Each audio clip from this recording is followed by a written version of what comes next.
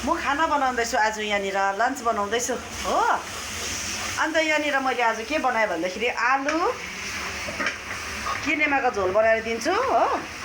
अन्त यहाँनिर साग पनि धोइराखेको छ रेडी, किनभने मासु चाहिँ डेली खान्छ नि त यहाँनिर। अनि त्यही भनेर आज चाहिँ मैले के सोचेँ भने भेज दिन्छु भने सोचेँ है। त्यही भनेर चाहिँ किनेमा भुट्दैछ यहाँनिर चाहिँ सुपको लागि। यो चाहिँ मजाले सुप हालेर बनाउनुपर्छ।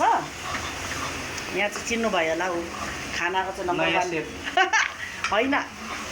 अन्त के पो भन्नु थियो, स्टाफ त आयो कि मेरोमा, तिनजना स्टाफ त आयो कि। आमामा खाना बनाउनु नजान्ने अरे, जान्दैन अरे खाना बनाउनु हो।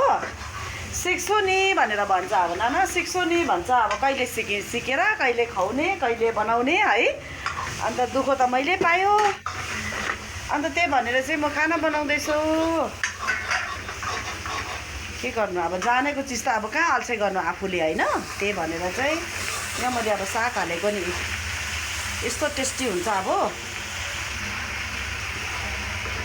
आउँदैन भन्छ हौ आजकलको नानीहरूलाई, खाना बनाउनु आउँदैन अरे, आउँदैन भन्छ, सिक्छु भन्छ हो। अन्त त्यही भनेर चाहिँ अन्त म आफै बनाएर दिन्छु। अब अलिक दिन चाहिँ कहीँ उता चाहिँ आफै बनाएर खान्छ नि।